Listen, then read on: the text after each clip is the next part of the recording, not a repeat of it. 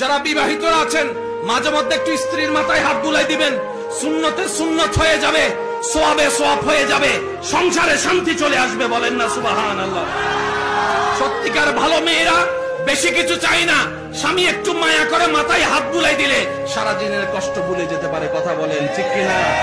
মাঝে মধ্যে বাহির থেকে হীরার আন্টি আনতে হবে না, 2 টাকার একটা চকলেট আইনেন। আইনে শুধু এতটুকু বললেন, আমার হালাল টাকা দিয়ে 2 টাকার চকলেট পাইছি রে, চুরির টাকা না, হালাল পরিশ্রমের টাকা দিয়ে একটা চকলেট পাইছি।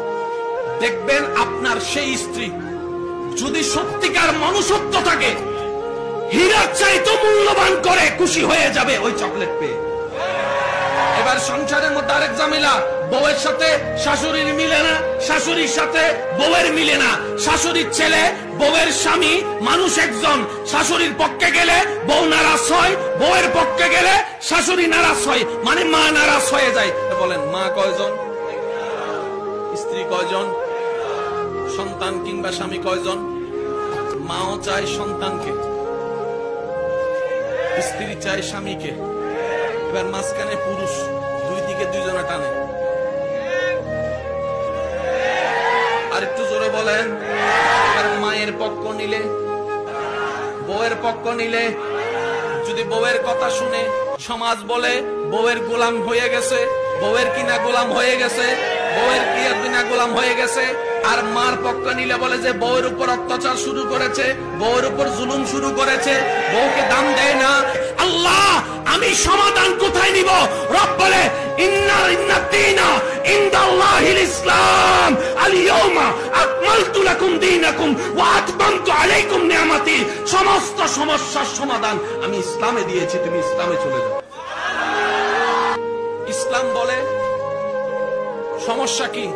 বলে যে আমি মাকে খুশি করতে গেলে বউ নারাজ, বউকে খুশি করতে গেলে মা নারাজ, কিন্তু আমি একজন মানুষ কোন দিকে যাব? ইসলাম বলে কে কে? বলে যে আমার মা আর আমার স্ত্রী। তুমি তোমার মা আর কি? সন্তান। তুমি তোমার বউয়ের কি? বুঝেন, তুমি তোমার মার সন্তান, যার পায়ের নিচে তোমার তুমি তোমার মায়ের পায়ের নিচে। তুমি তোমার বউয়ের কি? স্বামী। স্বামী মানে অভিভাবক। অভিভাবক কি নিচে না উপরে?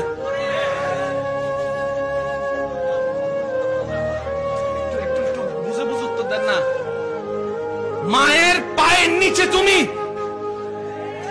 আর বউ তোমাকে মাথার উপর রেখেছে, কারণ তুমি বউয়ের অভিভাবক। তো উপরওয়ালা তো নিচের ওয়ালার মতো হয় না, নিচের ওয়ালা তো উপরওয়ালার মতো হয় না। এবার সে বলে আমি করবো কি? বলে যে শোনো, তুমি মাকে মাথায় রাখো, বউকে বুকে রাখো। সুবহানাল্লাহ বলেন না। মাকে রাখবা, একটু অবস্থা বড় লাগবে। তুমি মাকে রাখবা, বউকে রাখবা। এবার যে কোনো সত্যিকার ভালো মেয়েকে জিজ্ঞেস করেন, বউদেরকে, তুমি তোমার স্বামীর কোথায় থাকতে চাও, মাথায় না বুকে? প্রত্যেকটা ভালো বউ উত্তর দিবে, আমি আমার স্বামীর বুকে থাকতে চাই।